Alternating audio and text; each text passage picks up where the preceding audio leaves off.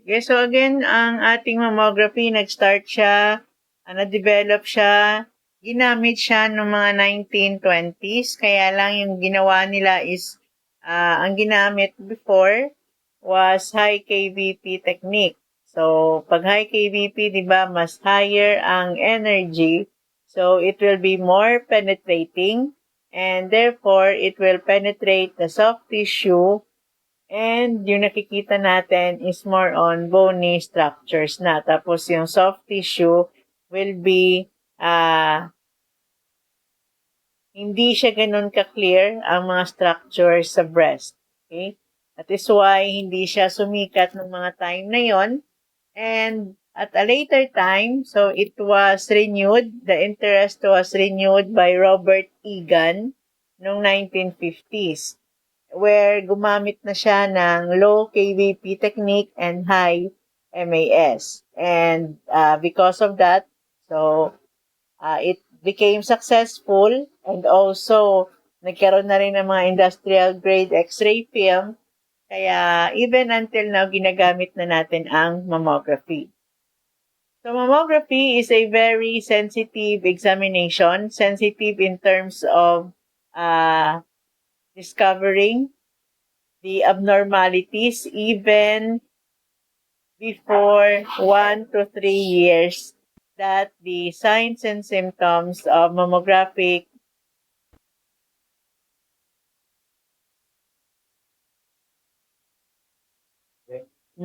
problems can be felt. So for example, 1 to 3 years before na naramdaman yung signs and symptoms ng breast cancer, na makikita na siya sa mammography.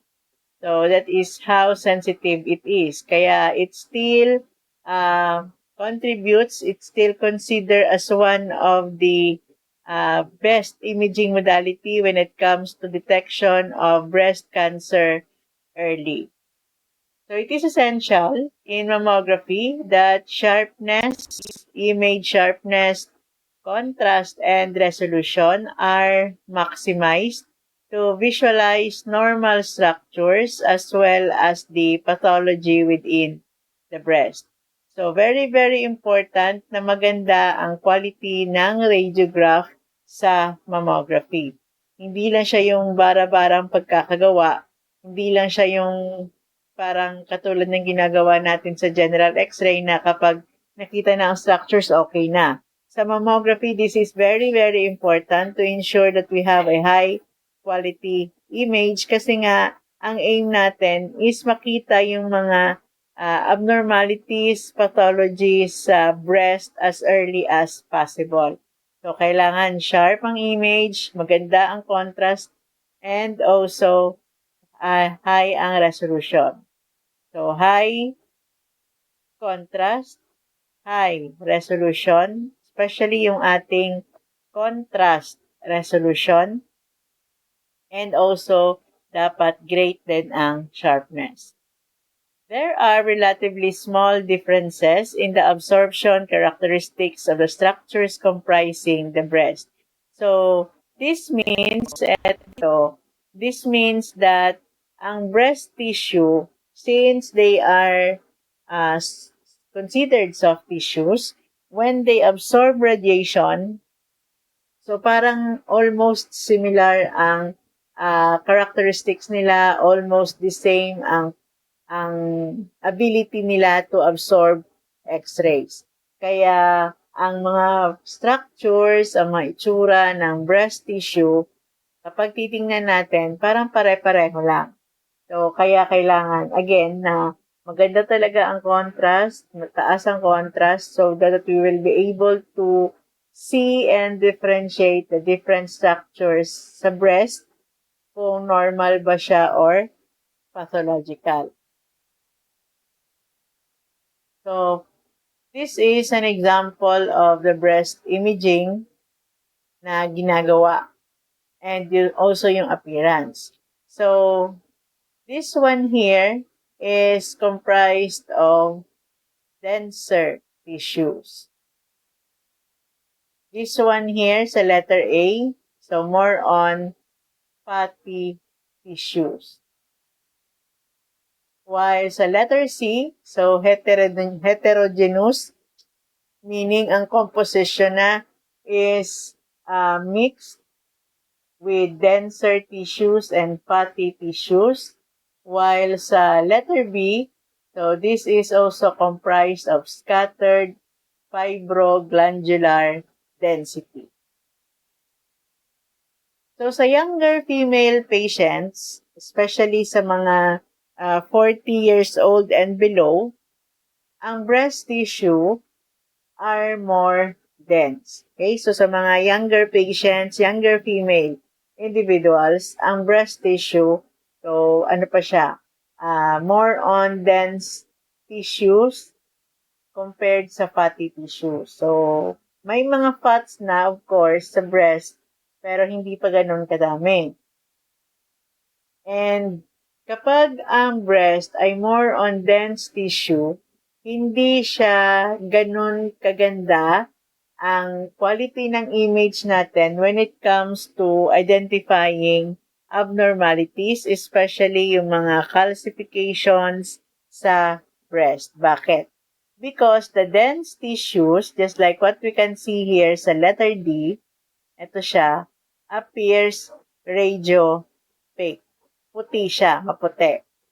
And ang ating mga microcalcifications, they also appear white or radiopaque.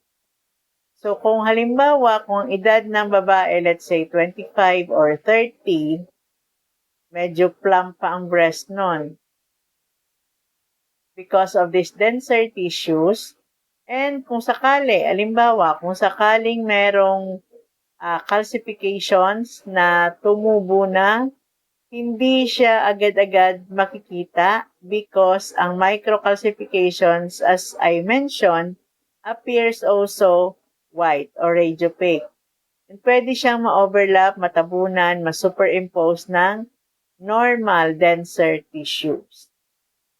That is why, kapag ang babae is young pa, so again, below 40 years old, ang advice is kung hindi naman siya high risk, so when I say high risk, hindi siya suspected of having a breast cancer, wala sa family nila, wala sa genes nila na may breast cancer, and ang purpose ng mammography sana niya is for check-up lang, annual check-up.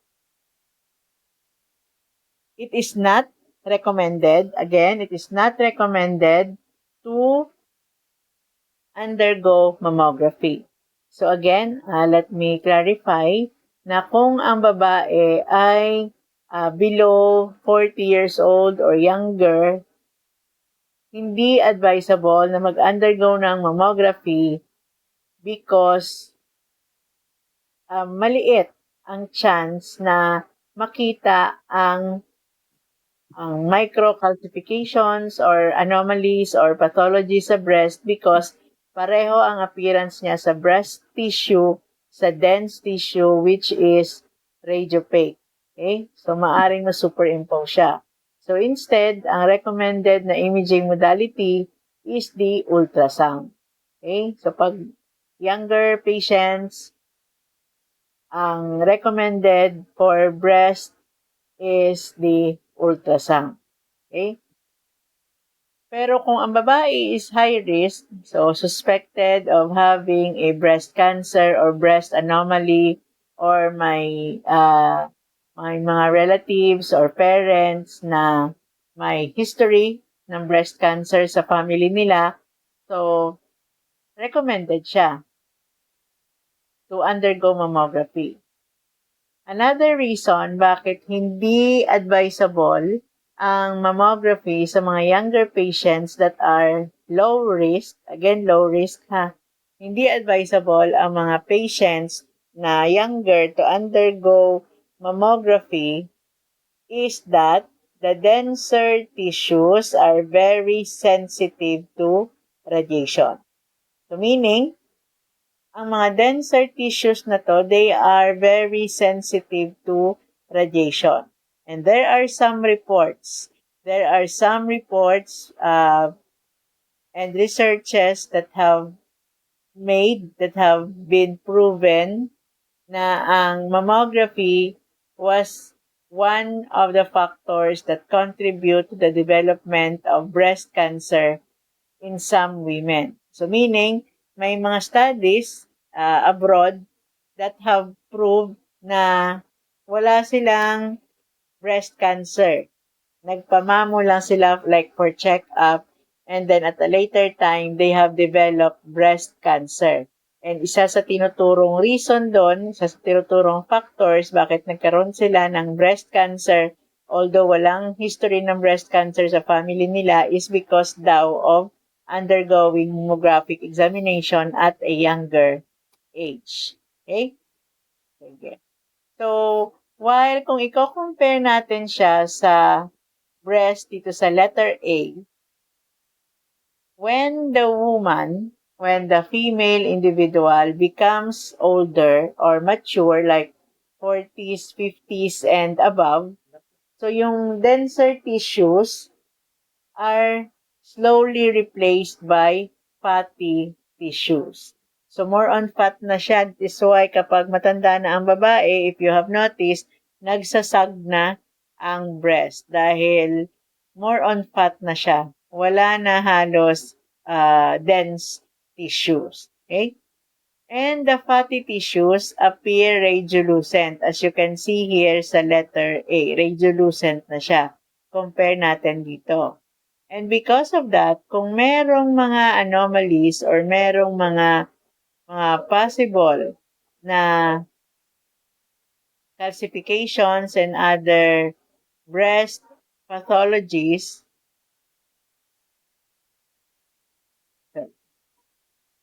madali siyang ma-identify. Okay? Madali siyang ma-identify dito. Halimbawa, kung meron ditong microcalcifications, so makikita siya kaagad. Kaya mammography is recommended for older women. Okay? So, sa younger women, again, recommended lang siya pag high risk. Pag hindi high risk, it is not recommended because ang denser tissues are very sensitive to radiation, while the fatty tissues are less sensitive. So, denser tissues, more sensitive to radiation. Fatty tissues, less sensitive to radiation. So, at low kVp value, usually 28 kVp, ito ang ginagamit natin sa mammography. So, normally, it ranges from 23 to 28 kVp. Masyadong mababa, di ba? Pero ang pinaka mababa na posibleng pwedeng gamitin sa breast is 19 kVp and ang maximum is 35 kVp. Okay? So, ang pinakamababa na possible is 19, the maximum is 35 kVp. So, 19 kung super liit ng breast, super nipis, yung parang nipple na lang yung nakausli. While 35, ito yung mga super G, yung mga cup G, cup F, yung sobrang laking breast.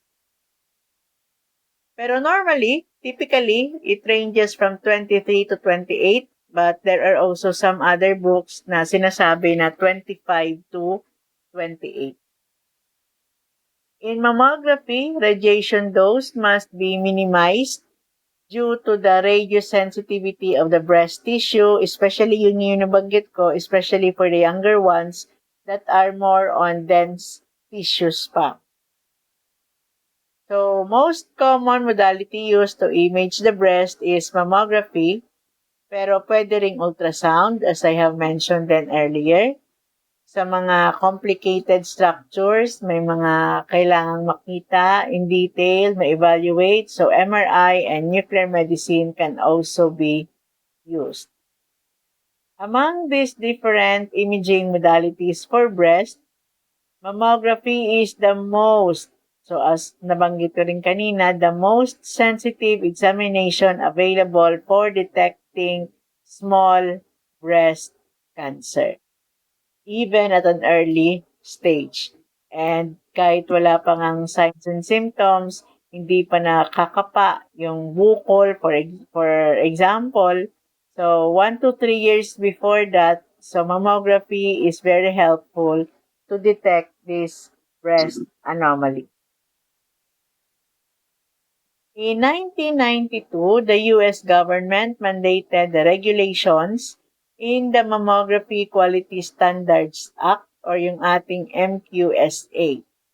So MQSA is a law that is passed sa US and even here in the Philippines, it is still adopted. Pag sinabi kasing act, di ba, law yan. So the MQSA sets standards for image quality, patient radiation dose, personnel qualifications, and examination procedures. So, ibig sabihin, sa MQSA, dito nakasaad yung standards kung paano tayo makakapag-produce ng high-quality mammographic image, ano yung mga protocols, paano ang gagawin, ano yung mga acceptable limits. Also, we can find here the patient radiation dose na allowed as well as the qualifications of the radiographer or the mammographer who are qualified to perform this examination, as well as the examination procedures kung paano siya ginagawa, ano yung mga requirements, ano yung mga do's and don'ts, ano yung mga kailangang tandaan. Nandun lahat yan sa MQSA. As mentioned earlier, mammography is an example of a soft tissue radiography.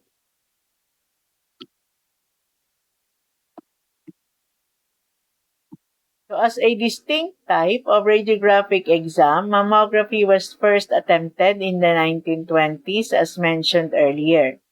And in the late 1950s, Sir Robert Egan renewed the interest in mammography with his demonstration of a successful technique that used low kVp and high MAS as well as using the direct film exposure. So ito yung ginamit ni Robert Egan noong mga time na yon, and the exposure was a success. Kaya nagpatuloy ang mammography and even until now, it is still performed.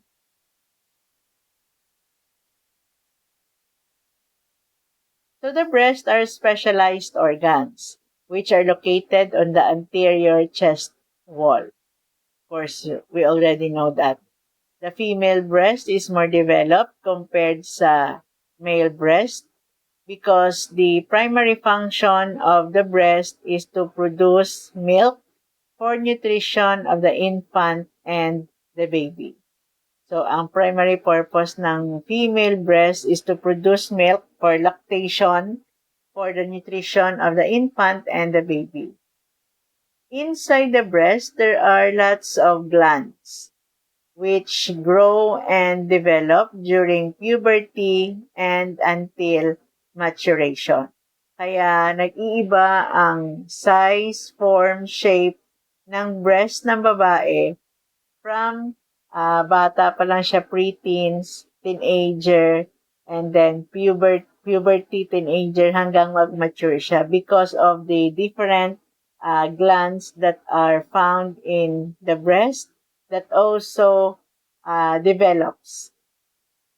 Female hormones such as estrogen and progesterone are important in promoting growth and changes in the breast, especially during pregnancy and menstrual cycle. So, sa babae, ito yung pinaka important na hormones that are involved in the breast changes. The estrogen and progesterone, especially kapag buntis or especially during the menstrual cycle. So, ang production ng katawan ng babae sa estrogen and progesterone, so, nag-iiba yan, especially every month. May mga fluctuations, tumataas, biglang tataas, biglang bababa. Kaya if you have noticed sa mga babae, kapag malapit na madatnan, malapit na ang menstruation, so parang mga cravings or minsan para kang hindi mo rin maintindihan yung sarili mo, bigla kang nagagalit, irritable ka. So, yung term nila is may toyo, tinotoyo ka na naman, tinotopa ka na naman. That is because of these hormonal changes in the body that also affects our mood. Okay? So, sa mga lalaki, so kung ang babae is tuyuin, tupakin, so you should understand na it's not us. So, ano lang siya, parang normal siya na cycle sa katawan natin, sa katawan ng babae, and hindi namin makokontrol yon. Although, hindi naman lahat ng babae tinutoyo, meron namang nakakaya ang effect ng fluctuations ng estrogen and progesterone, especially during the menstrual period. So, lying in a superficial layer of our skin above our chest muscles, the mammary glands in our breast drain via many ducts to our nipples. So, may mga drainage din siya, of course, and this can be drained through the many ducts that are present inside the breast towards the nipple. So, minsan kapag may mga abnormalities na, may mga discharges sa nipple. So, if you have noticed, kung hindi ka rin naman buntis, tapos may mga discharges sa nipples mo, so you should seek medical advice agad. So, go see your doctor because there must be something wrong with that. Kasi normally, walang discharges ang breast nipple. So, this is also an example of the changes in the breast form. So, pag preteens, so yun, medyo cute pa siya. 20s, so palaki na rin. 40s and 60s, pasag na siya. Okay? Kasi, yun nga, yung ating denser tissues are being replaced by fatty tissues. Kaya lumalaylay na. Nagiging lawlaw na ang breast. So, of course, this is the main difference also with the male and female breast. So, more developed, syempre, ang babae na breast compared sa lalaki.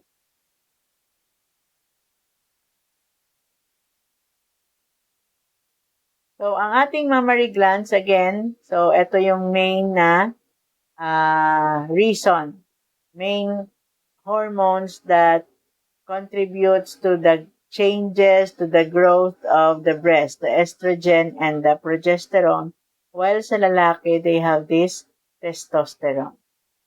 So, sa babae, may mga fat cells, and then we have these different structures inside, the ductal ampulla, the main duct, ito siya, main duct, the Cooper's ligament. So, ang purpose ng Cooper's ligament is to lift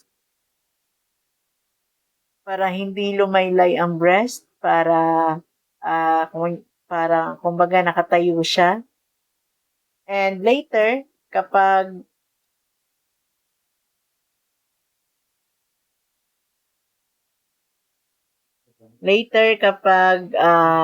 tumatanda na ang babae, napipigtas o nakabugto. Napipigtas ang Cooper's ligament kaya nagsasag na rin siya. Kumbaga para siyang rubber band na sa katagalan, so yung iba kahit hindi naman napipigtas, napuputol, pero sa sobrang stretch niya, sa sobrang tagal, hindi na siya bumabalik sa dati. Especially kapag malaki ang breast. So hindi niya kayang buhatin yung mga breast na malalaki, and then at the end of the day, hindi naman at the end of the day literal, pero sa katagalan, so yun nga, lumalawlaw na ang breast. So yung iba, ang sinasuggest din is kapag if you're going to exercise, jogging, or anything na magbabounce ang breast ng babae, magbabounce ang breast mo, So, dapat magsuot ng sports bra para hindi siya yung tumatalbog-talbog. Because of that, madaling mapigtas, maputol yung Cooper's ligament, madaling magsasag ang breast. Then we also have this breast lobules. So the breast lobules are also undergoing changes kapag nabubuntis ang babae. So lumalaki yan siya, which we will discuss in the succeeding slides. So sa lalaki naman, they have this atrophic ducts, meaning hindi siya lumalaki, atrophied siya. Wala siyang Cooper's ligament kasi hindi naman niya kailangan ng support, hindi naman siya lumalaki. They have the stromal elements, then sa skin and subcutaneous fat. So marami ding mga nerve endings ang breast, especially sa nipple. So to compare, ayan nakikita natin, mas maraming fatty tissue, yung yellow na yan, mas maraming fatty tissue sa female compared sa male. Pero, sa male naman, more on fatty tissues ang composition niya, kaya lang maliit siya. Sa babae, may fatty tissues, tapos merong mga ducts, may areola, the nipple, and the lobules. So, sa mga ducts na yan, dyan nagsisikret, nagpo-produce ng milk kung nabubuntis, and nagpapadede ang babae. So, sa lalaki, walang mga ducts, walang mga lobules.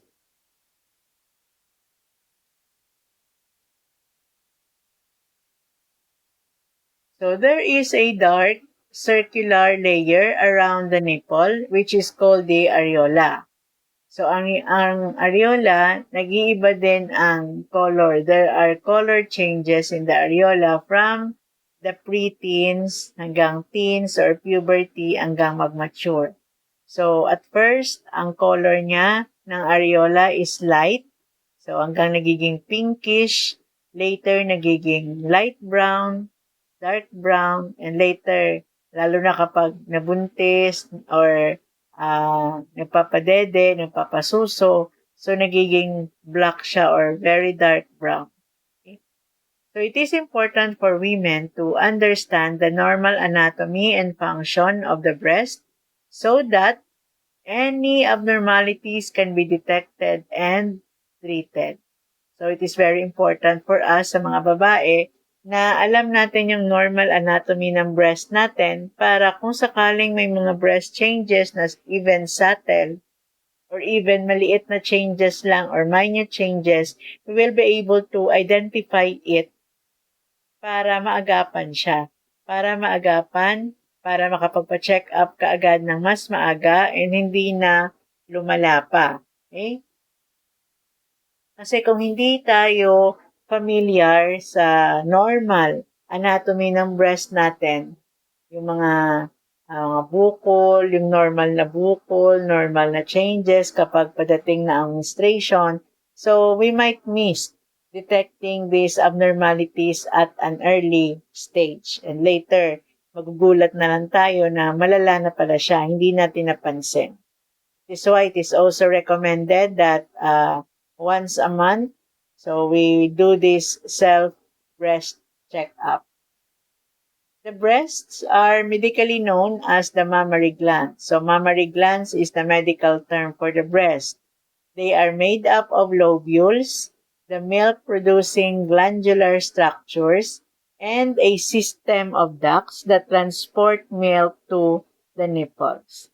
So, meron mga lobules, meron mga glandular structures which are responsible for production of milk during pregnancy and lactation, and also system of ducts which are also responsible for transporting the milk from the glandular structures towards the nipple hanggang lumabas na siya ang milk. Lymphatic vessels in the breast drain the excess fluid. So yung mga lymphatic vessels natin, they are responsible for carrying out the waste products in the breast. Okay? So, kasi ang lymph, yung ating lymphatic system, para siyang janitor ng katawan natin. Umiikot siya sa katawan natin, nagse-circulate siya yung ating lymph fluids, and then, kumbaga, winawalisan niya yung mga dumi sa katawan natin, yung waste sa katawan natin. Tapos nagdi-drain sila dun sa ating lymph nodes. That is also why na kapag may mga infections tayo, may mga lymph nodes tayo na ano bang tawag dito? May mga lymph nodes tayo na nagiging prominent, parang nag-i-inflame, na malapit doon. Halimbawa, kung ang sugat mo sa kamay, kadalasan ang lymph nodes mo sa kilikili or minsan sa neck banda, nag-i-inflame siya. That is because it is fighting these invaders, yung cause ng infections, and also it is working para malinis yung katawan natin. Okay? So, minsan, sa mga hilot-hilot, tinatry nilang, ano bang tawag dito? Tinatry nilang i-burst ang lymph nodes natin. O para daw, kasi daw, masama siya, hindi siya normal. Pero actually, that is the normal function ng ating lymph system or ng ating lymphatic system. Breast growth begins at puberty in humans, in contrast to other types of primates in which breasts enlarge only during lactation. So sa tao, ang breast, it starts to grow from puberty. So hanggang mag-mature. Kung i-compare natin ang breast ng tao, ng babae, sa other primates like yung mga unggoy, ang breast nila nag-i-enlarge lang kapag nagpapadede sila o nagpapasubso. Pero pag wala silang anak, hindi sila nagpapadede, hindi sila buntis, hindi sila nagpapasuso, so hindi lumalaki ang breast nila.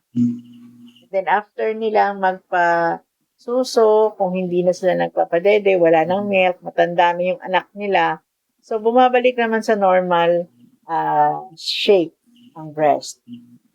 Breast tissue develops in the fetus.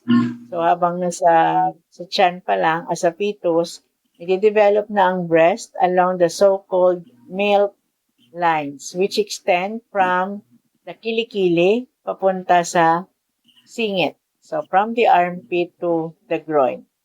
As a fetus,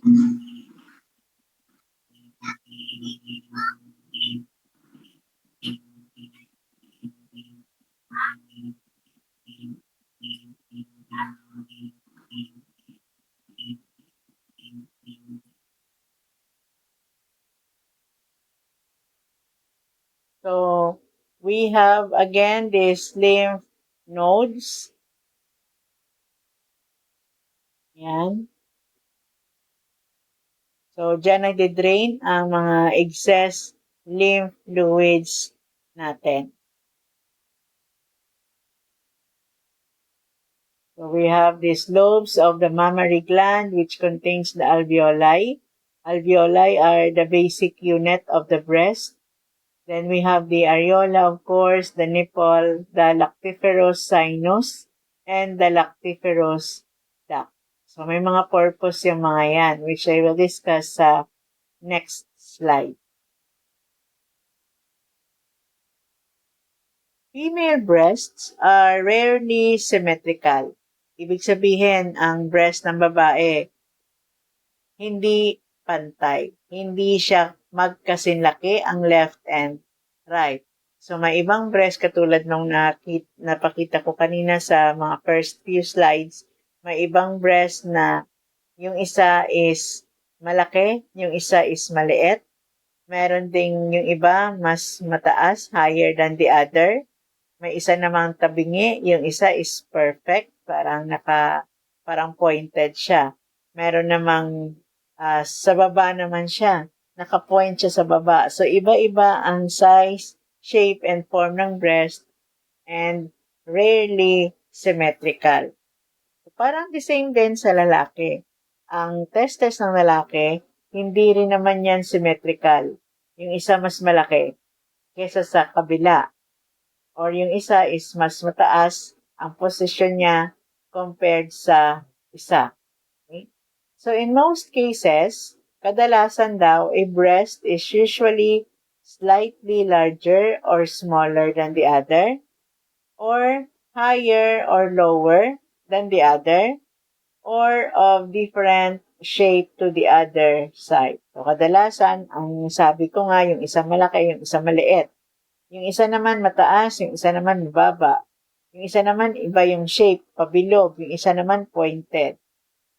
So, also nakaka-affect din sa shape ng breast ang type of bra na ginagamit. Yung mga mahilig sa underwire na bra, so usually, di ba, parang lifted siya ang breast. Pag hindi naman mahilig sa underwire bra, so minsan pointed siya pababa or nagsasag. But it is not, again, this is not recommended according sa mga OB na magsuot ng bra all the time. Especially kapag nasa bahay, pag matutulog, it is recommended na huhubarin ang bra. Because it can lead daw to breast anomaly later. Pwede mag-develop ng breast pathology at a later time. Kaya kailangan daw bigyan ng time magpahinga ang breast kung sa bahay lang naman. Ang problema naman dito sa mga medyo malalaki ang breast, mga cup C, cup D, ang pag walang, according sa kanila, pag hindi daw sila nagbabra, so masakit daw sa likod. Tapos masakit din sa breast kasi nagsasag siya. Konting galaw daw nagbabounce, so masakit. So, yun lang. Yun na yung problema din. Kaya, balance lang. Kung as much as possible, kung hindi kailangan magsuot ng bra, huwag magbabra. When fully developed, the female adult breast is composed of about 15 to 20 lobes of branching glands, yung ating glandular breast tissues. These lobes are separated by bands of connective tissue which radiate out from the nipple like spokes from the middle of the bicycle wheel. So, ibig sabihin, parang ito for example yung nipple, tapos parang pag ganito siya. It radiates out from the nipple like spokes from the middle of the bicycle wheel. Also, the breast, as I have mentioned earlier, has lots of fat tissue. And the amount of fat also determines the size of the breast. Pag mas maraming fat, so syempre mas malaki ang size ng breast, ang cup ng breast. While the fatty tissue also gives the breast its soft consistency. Parang nakakagigil siyang pisil-pisilin because of these fatty tissues. Plump breast. So, plump na P-L-U-M. So, yung mga pendulous breast, tinatawag nila na pendulous breast. Ito yung mga malalaking breast. Malalaki ang cup sizes. So, meaning, pag malaki ang cup sizes, pendulous breast, mas maraming fatty tissues. The special glands in the breast are called tubeo-alveolar glands. So, special glands yan, which are also referred to as the modified sweat glands. So, ang tubeo-alveolar glands are special glands in the breast which are also referred to as the modified sweat glands. Each of these glands end in a lactiferous duct and opens up through a small hole onto the nipple. So, yung lactiferous duct is about 2 to 4 millimeters in diameter. So, yung bawat tubeo-alveolar glands, they will end, yung pinakadulo nila is the lactiferous duct. And later, diretso siya sa mga mumunting butas sa nipple. So, that is for discharges, for the milk also. Deep to the areola or sa likod ng areola sa loob ng breast, each duct has a dilated part called the lactiferous sinus. So sa lactiferous sinus, this is where the milk can accumulate and remain if the mother is nursing. So hindi nursing na kurso ha, kapag nagpapadede ang nanay. Kaya if you have noticed, so kapag may milk ang breast, so ang tawag natin sa term na yon is nag-i-engorge. Meaning lumalaki siya. Parang, kumbaga, parang nag-i-inflame. Kung sa aton pa, gahubag ang breast. So, hindi lang siya nag-i-engorge during pregnancy, during lactation. But every month during the menstrual period, so, nag-i-engorge din ang breast ng babae. So, napifeel natin to like, parang masakit siya, parang hindi, lalo na kapag paparating na yung mens natin. So, parang hindi siya masagi, hindi siya matandog. So, parang hindi siya masagi, masakit. Tapos, konting galaw lang kapag nagbabounce, masakit. Parang nag-i-inflame, huhubag. So, that is engorge. So, cells, also because of the because of the estrogen and progesterone fluctuations din yan. So, cells which are important in contraction movements, so kailangan mag-contract para ma-release ang milk kung nagpapadede. So, these cells that are responsible for contraction is the myoepithelial cells. So, this is also assisted by the oxytocin, which is a hormone. Oxytocin is a hormone that helps in contraction of the myoepithelial cells. So, kaya nagko-contract siya because of this production of hormones which signals the cells, the myoepithelial cells, to contract para lumabas ang milk. The same time also, oxytocin is responsible for the contraction of the uterine wall kapag nanganganak ang babae. Kailangan makontract para mailabas ang baby. So, because of this, oxytocin is also referred to as the love hormone. Dahil daw sa love natin, sa baby natin, so kaya nagko-contract siya para mailabas. Hindi lang siya during excretion of milk, hindi lang din siya during giving birth. Oxytocin is also produced during lovemaking, during sexual intercourse. Nagko-contract ang uterine wall, ang vaginal wall ng babae because of the oxytocin din. Kaya para sa contraction, oxytocin.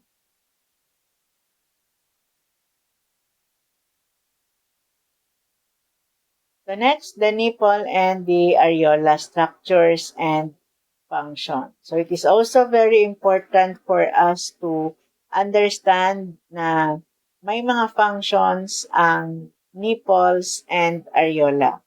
So ang areola kadalasan, hindi naman natin alam kung ano yung purpose niya. Ang alam natin yung purpose ng nipple. But may mga purposes ang areola. But before that, we have here the different types of nipples. We have the protruding, parang nakausli, ang gaulbo. So, protruding nipples. We have the flat nipples. Then we have this puffy nipples, as you can see. So, puffy nipples. Then we have inverted nipples. So, usually, ang sabi nila, kapag daw ganito yung nipples mo, yung nakababatang kapatid mo is babae. O yung susunod sa'yo is babae. I don't know if it is true, pero marami akong kakilalang ganito na yung nipple is inverted tapos yung next sa kanila na kapatid nila is babae. So anyway, meron ding unilateral inverted. So meaning yung isa inverted, yung isa can be protruding, or yung isa is inverted, yung isa naman is puffy.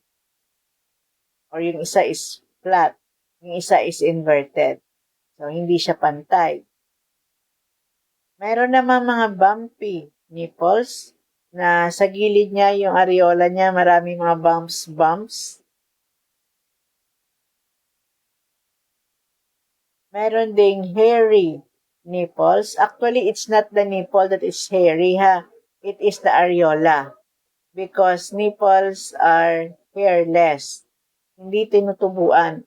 Unless for some special cases. Pero normally, hindi tinutubuan ng hair ang nipples, but the areola. Then we have the supernumerary. It is numerary.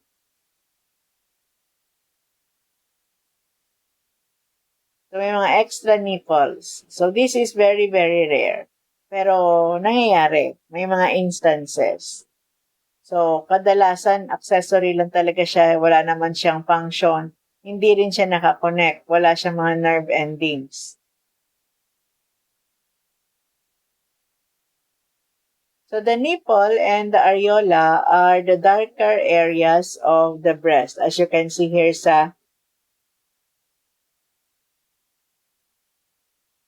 picture. The nipples contain no fat, so no fat, no hair, or no sweat glands. There are many smooth muscle fibers in the tissues of the breast, especially sa nipple, which are specially arranged to help the nipple to become erect when stimulated. So, ang breast is one of the erogenous areas. Erogenous. So when we say erogenous area, this is one of the sensitive part of the body, especially sa babae, na kapag nasasagi siya or it is being touched or simulated, so it will readily react. Nag-e-erect siya because of this smooth muscle fibers. So, nag-e-erect siya para, for example, kapag lactating, nagpapadede, nagpapasuso. So, kapag nai-stimulate siya ng baby, so, nag-e-erect siya para madaling makapag-suck for the breast milk. During puberty, the pigment in the nipple and areola increases and the nipple becomes more prominent. So nga sabi ko din kanina na kung bata pa, so ang color ng areola and ng nipple is light pa hanggang maging pinkish, then light brown, and then at a later time it becomes more dark or pigmented. So that is a normal. So you can seldom or very, very rare ka makakita ng nipple na pinkish sa mga 40 years old and above. Okay? So, normal siya na kapag nag-iedad na ang babae, so it becomes more dark.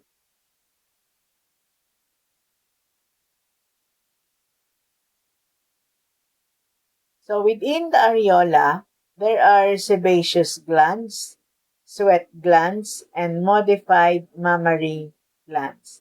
Ang modified mammary glands are also referred to as the glands of Montgomery. So, may purpose yan, ang ating glands of Montgomery, which can be found sa areola.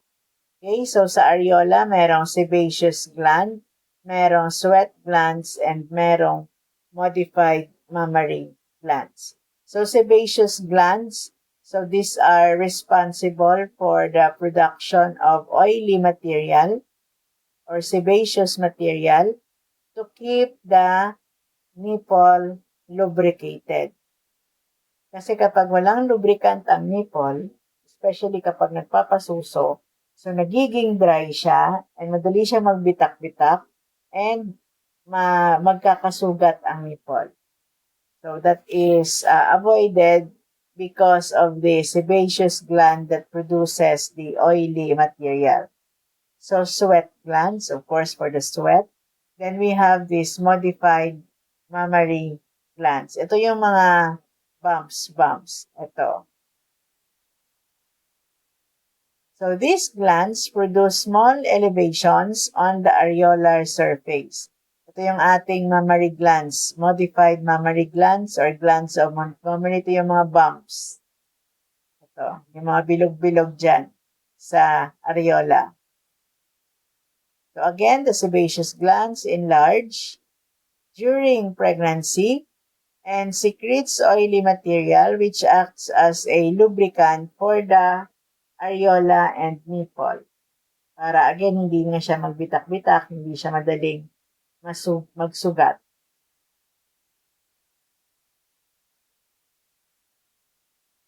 So in general, we have 4 types of nipples.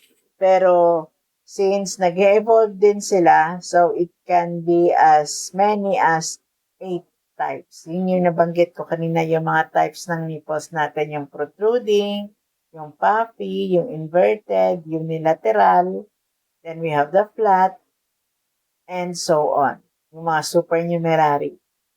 It's also possible to have one breast with a protruding nipple. So, ito nga yung ating unilateral.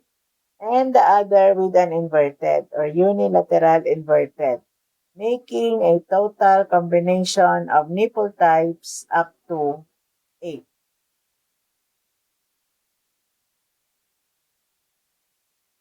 So these bumps, as mentioned earlier, are called the Montgomery glands or the modified mammary glands.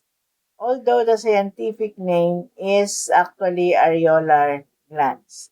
So ang glands of Montgomery are the bumps, and it is scientifically known, or a medical term niya is the areolar glands. So the purpose naman ng areolar glands is to produce a secretion called the lipoid fluid to help keep the entire areola and nipple area more lubricated and comfortable. So, para rin siyang sebaceous gland. Okay? Actually, sa ibang book nga, sebaceous gland is also the areolar gland and the Montgomery gland. Parang they are one and the same. They have this purpose of secretion or secreting or producing lipoid fluid or oily material to help the nipple and areola lubricated and comfortable, especially during pregnancy.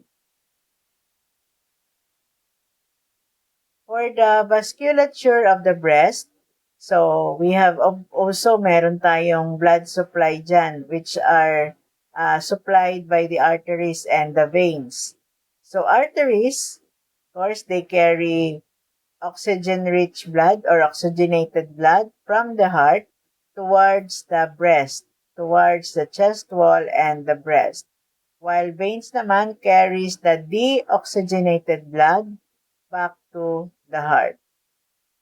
The arterial supply of the breast, so yung ating oxygen-rich blood or oxygenated blood is supplied to the chest wall and the breast through the internal thoracic artery, the lateral thoracic and thoracoacromial arteries, as well as the posterior intercostal arteries. So, ito yung mga arteries na nagsusupply ng oxygenated blood sa ating breast.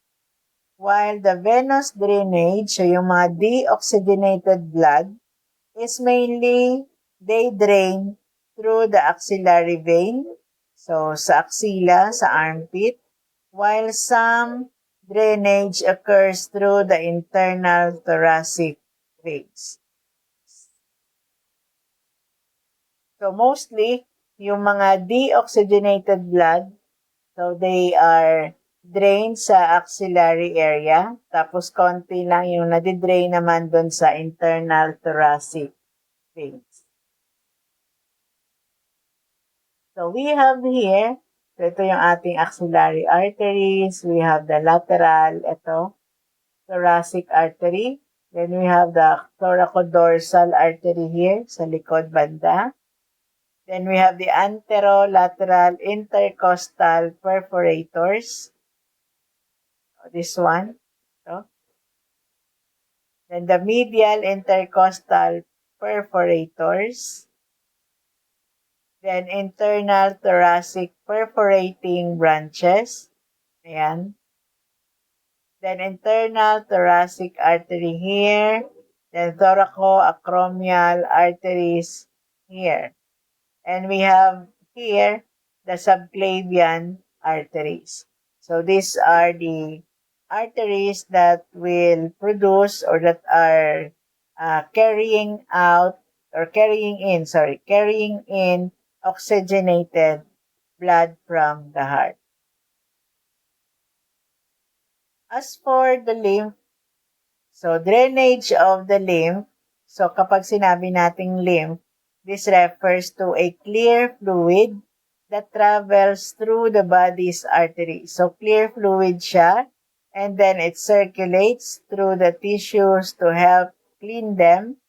Then they drain away through the lymphatic system. So as mentioned then earlier, so ang lymph or the lymphatic system, ito yung ating pinaka-janitor. Okay? So yung lymph, clear fluid siya, it travels in the body through tissues para maglinis, to help them clean. Tapos yung mga nakuha nilang basura, so dinidrain nila through the lymphatic system.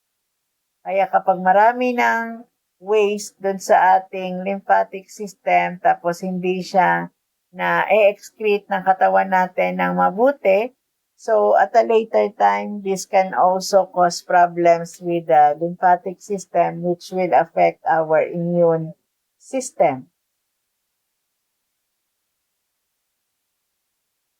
So kapag naapektuhan na ang ating immune system, so at a later time, so pwedeng magkaroon ng cancer, which is possible.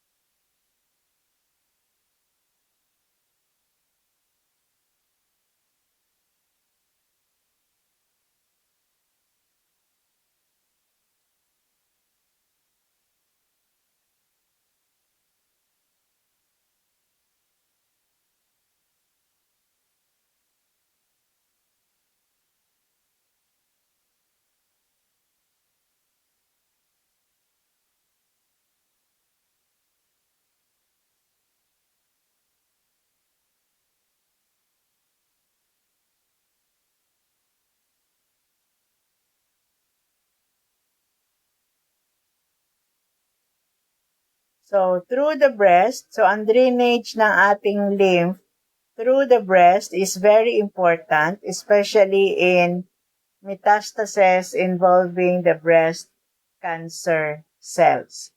So, the way that lymph fluids are drained in the body, so it also greatly contributes on how this metastases develop and evolve.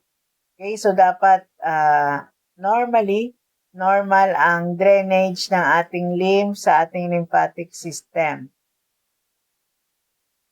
Pero kapag nagkakaroon na ng abnormality when it comes to the drainage of the lymph, the circulation of the lymph, so kapag halimbawa yung dumi, yung waste carried out by this lymph or this fluid, hindi niya na-drain sa lymphatic system, nadala niya sa ibang tissues kasi nga umiikot siya. So, it plays a very important role sa pag-spread ng cancer. Okay? Dahil umiikot nga siya, nagro-ronda siya, tapos dinadala niya kung saan-saan yung mga waste. Hindi niya na alam kung saan niya i-drain kapag nagkaroon ng abnormality sa katawan natin. So, yung sakit na yon, so lumilipat siya from one organ to another. This is why, di ba, sa cancer staging natin, we have the stage 1, the stage 2, tapos 3 and 4. So stage 1, the cancer is sa organ of origin. So sa organ of origin. The next, stage 2 na siya kapag lumipat na siya sa nearby or neighboring organs. Stage 3, kapag umabot na siya sa lymph system or sa lymph fluid or sa lymph nodes. And syempre, makikarry out na niya yung mga cancer cells to other parts of the body hanggang magkaroon na ng metastasis and cancer sa distant organs. So, malaki ang role ng lymph fluids. Lymph sa breast naman, so lymph runs from the nipple, areola, and lobules into a special network, which then drains to the axillary lymph nodes, parasternal, and subclavicular nodes. So, kapag naglilinis yung ating lymph fluid, so mula sa nipple, papunta sa areola, and then sa lobules. And then, yung mga dala niyang waste, i-drain niya in either axillary lymph nodes, parasternal, and subclavicular nodes.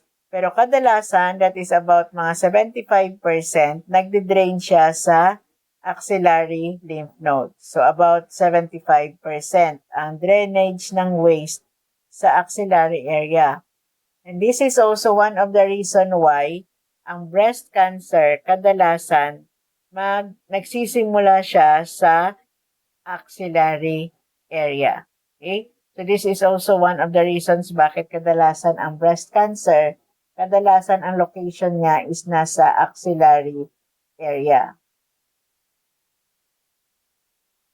So the nerve supply of the breast is derived from the intercostal nerves. And these nerves will convey the sensory fibers to the skin of the breast, so there is a sensation of the breast, and nerve fibers also run to the blood vessels and smooth muscles within the breast. So because of this nerve supply, so nagkakaroon ng sensation sa breast, na-stimulate siya. And this also runs dun sa ating mga smooth muscles, kaya nag-e-erect ang nipple kapag na-stimulate because also of these nerve fibers.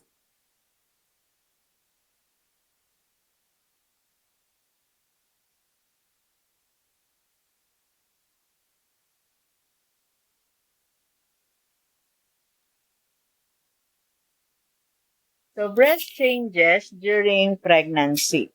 So as I mentioned then earlier, so there are several breast changes that happens during puberty, during pregnancy, during lactation, and during old age. So during pregnancy, namo bitog, bitog ang gamit. Ang batang,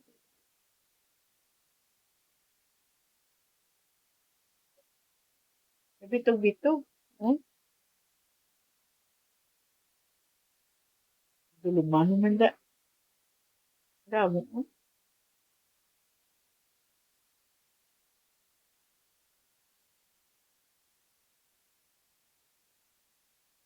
Ano nga wala?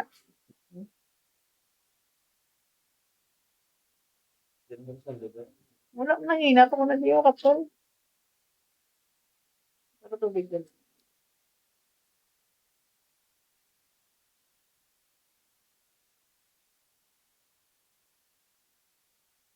So, during pregnancy, many changes occur in the breast to prepare for the baby as well as to prepare the breast for the secretion, production of the milk. Cells in the glands of the breast tissue change its shape and also increases in size and number. So, yung cells na meron tayo dun sa ating breast tissue, nagkakaroon ng changes din, yung shape ng cells, then also dumadami din sila and then lumalaki. The areola also becomes darker. So, kung nakikita ninyo, na-observe ninyo, na bago siya nabuntis, so kunyari, medyo light brown pa ang nipple. Pero kapag nabuntis na, especially kapag malapit ng mga anak, may mga discharges na ng milk, so maitim ang nipple. So, ang sabi, isa daw sa mga reasons nito, bakit mas maitim ang nipple, para mas madali daw makita ng baby, ang sabi, mas madali daw makita ng baby, ma-identify yung nipple. Kasi di ba hindi pa naman ganun ka-clear yung vision ng baby.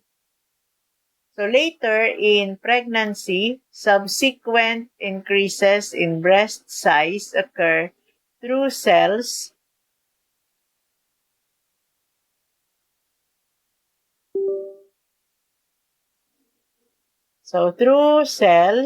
which secrete milk products, and these secretory products accumulates in the duct. Okay, so later time ng pregnancy, so kapag malapit ng mga anak, so mas lumalaki ang breast dahil nga dumadami na rin yung milk secretions.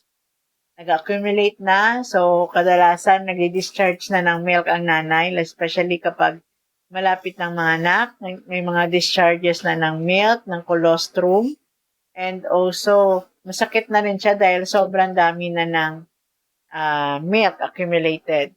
So, isa sa mga sinasuggest din ng mga OB is that during this time, para makatulong daw, para may silbi naman daw yung mga tatay, para makatulong, ma-alleviate, mapagaan yung nararamdamang sakit ng nanay dun sa breast nag-i-engorge is yung tatay ang nagsasak ng breast para ma-release yung milk doon sa loob. Siyempre, that is kung walang breast pump.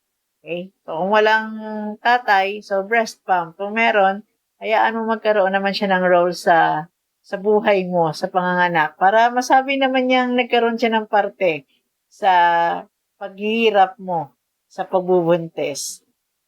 So, it's up for the tatay kung lulunukin niya yung breast milk mo or ibubugan niya. So, also, a special thick white or yellow fluid called colostrum is produced in the breast during the last few weeks of pregnancy and as well as the first few episodes of nursing. So, yung colostrum, hindi lang siya yung lumalabas kapag dumedede na yung bata. May mga colostrum ng halo ang discharges during the last few weeks of pregnancy. So, ang pregnancy is about 37 weeks. So, kapag nasa 34, 5, 6 week na siya, nagbubuntis, so may mga discharges na, kasama na doon sa milk yung colostrum. And then also, kapag first few weeks na nakapanganak na siya. The colostrum is very important because it is rich in protein and some antibodies, that can help protect the baby from harmful substances such as bacteria.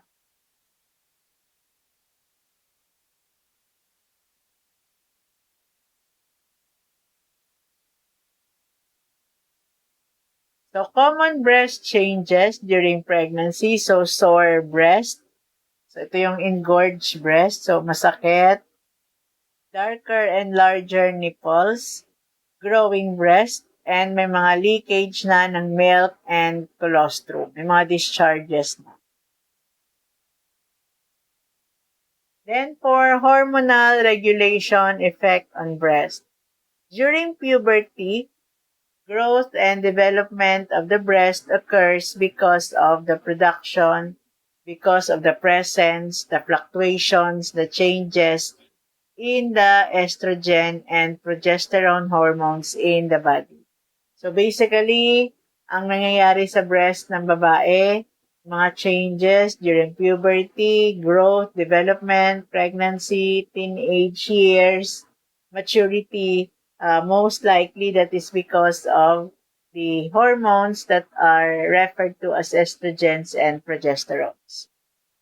So after this development, changes in the breast morphology occur during the ovarian cycle because of the hormonal fluctuations. So kapag tapos na siya sa puberty, tapos nagsa-start na siyang magregla, so nag-iiba na rin ang size, shape, form ng breast because of these hormonal fluctuations or changes.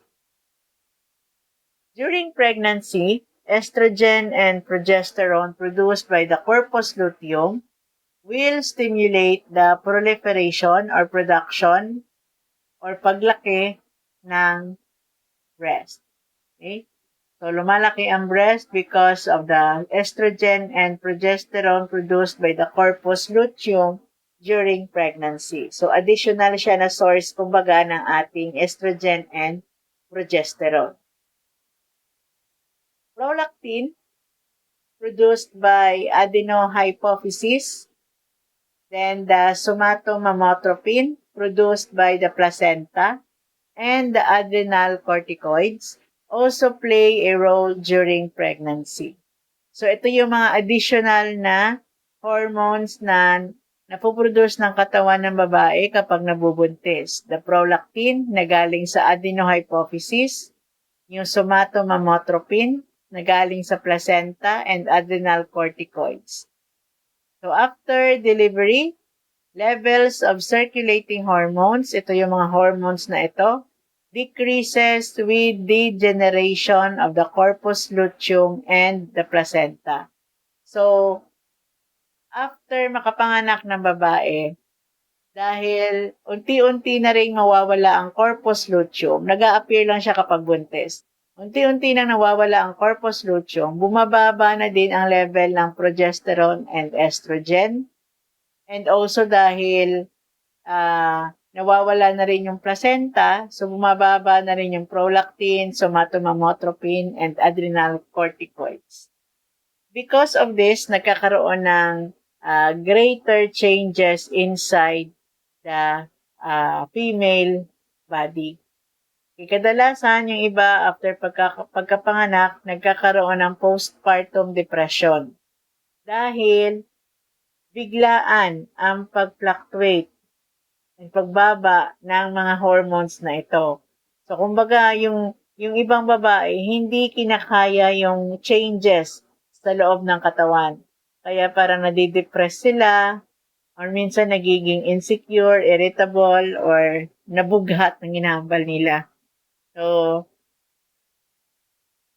hindi natin masisisi yung iba na nagkakaroon ng mental disorder because of these hormonal changes. Kasi ang hormonal changes naman na nangyayari, merong ibang sobrang bilis, sobrang biglaan, meron namang paunti-unti naman yung fluctuations.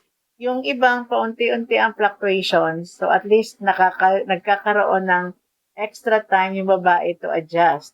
Mayroon namang biglaang babagsak ang mga hormones na ito.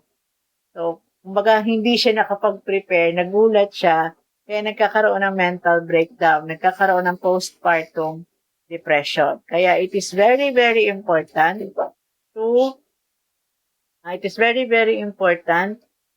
to have a support system, during and after pregnancy.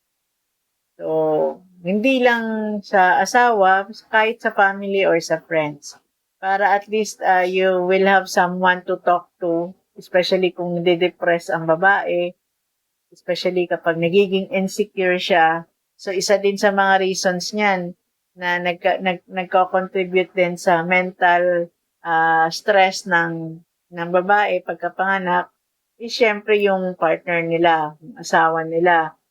So, yung iba, nagiging mas insecure ang babae kasi yung lalaki naghahanap ng iba kasi hindi makapaglabing-labing kasi nga kakapanganak pa lang ng misis. So, nagiging mas insecure ang babae and mas nadadagdagan ang mental stress. Kaya there are many possible ways to cope with this problem as long as you understand this normal events. Okay? So, kapag naiintindihan ng babae, as well, syempre ng lalaki, kapag naiintindihan nila yung mga changes na nangyayari sa katawan ng babae, hindi lang sa breast, hindi, di ba, if affected yung buong katawan, pati yung mental state affected din.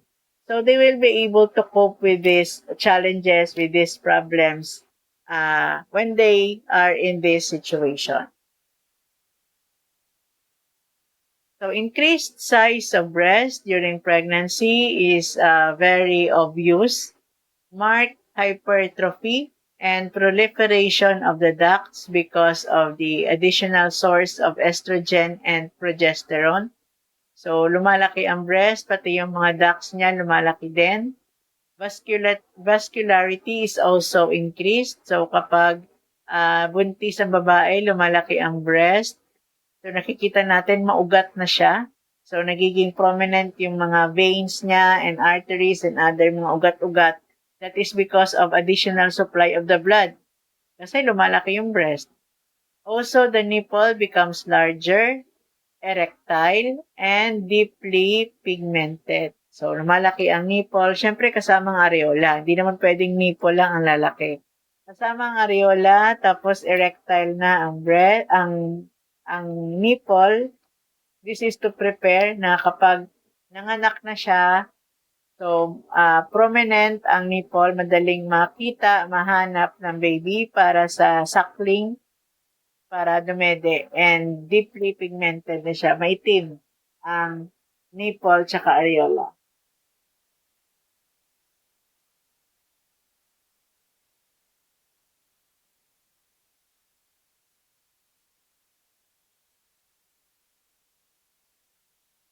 For the hormonal regulation on breasts, milk secretion is stimulated by the increase in prolactin.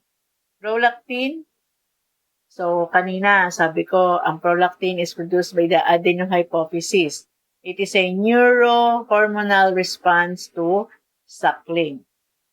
So, ang milk secretion is stimulated by prolactin and the adrenal cortical steroids or corticosteroids. So, because of these two hormones, so nagkakaroon ng milk secretion. Ang prolactin, napoproduce siya kapag nasisense ng nipple na may nagsasak or may dumidede. So, because of the suckling action of the baby, so it signals the brain to produce milk. Oxytocin is also produced, which stimulates the contraction of myoepithelial cells in the mammary glands to eject the milk. So, para lumabas ang milk, hindi naman kasi kusang lalabas yan.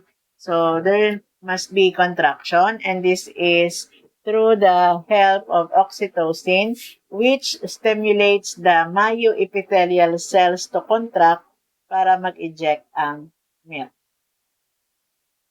With the absence of the ovarian hormones after menopause, breast glands atrophy and secretory cells of the alveoli degenerate. So, kapag nagme-menopause na ang babae, so, bumababa, nawawala na yung mga ovarian hormones, bumababa ang estrogen and progesterone until at a later time nawawala na sila ng tuluyan. And this will also result to breast atrophy. So, lumiliit ang breast, lumalawlaw, lumalaylay, and also syempre yung content niya sa loob, yung mga alveoli, yung mga ducts niya. So, lumiliit na rin or unti-unti na rin nawawala.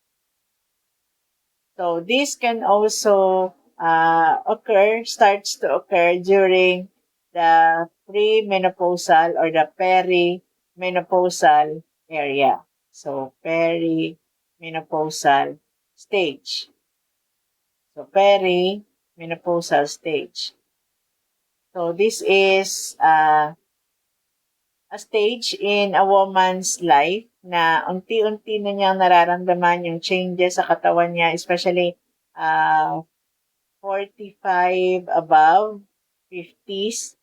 So, nag-start na siyang makaramdam ng mga changes sa katawan niya because of this absence ng ovarian hormones. So, sisimula na rin magiging irregular ang menstruation. So, minsan darating, minsan hindi. Or minsan every 2 months. Or minsan may time na 3 to 5 days, minsan 1 to 2 days lang. Basta irregular na siya kasi nga unti-unti nang nawawala ang estrogen and hormones. Then, may mga hot flashes, may mga itchiness, marami. Iba yung masakit yung ulo, yung laging pagod, irritable. So, these are the different parts of the stages na nararanasan ng babae during perimenopausal stage. That's why it is also important to see your OB-GYN kapag ganito na yung magiging edad mo at a later time. Connective tissue also shows degenerative changes with a decrease in stromal cells and as well as collagen. Kaya hindi na siya ganun ka-bouncy, hindi na rin siya ganun ka-plump, just like when you were younger. So for the stages of the breast development, as I have also indicated kanina,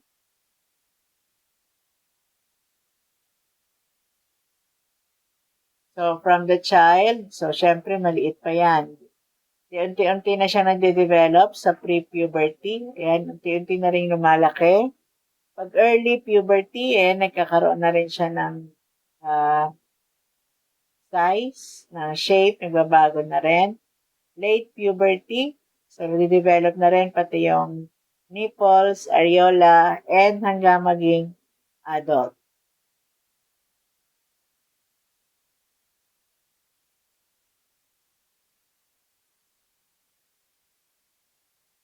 Then, ito rin, sa breast changes ng non-pregnant.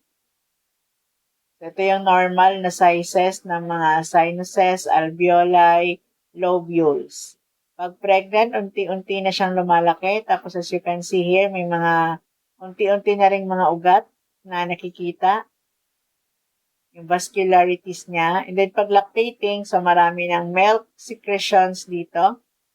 So also dahil lumalaki na rin yung breast, so dapat magkaroon na rin ng additional supply ng blood. Kaya mas prominent yung mga ugat-ugat, yung vascularities sa breast. Sige, so let's have a short break, 15 minutes lang. So let's be back at 9:39. 9:55 to continue. So short break lang tayo, 15 minutes.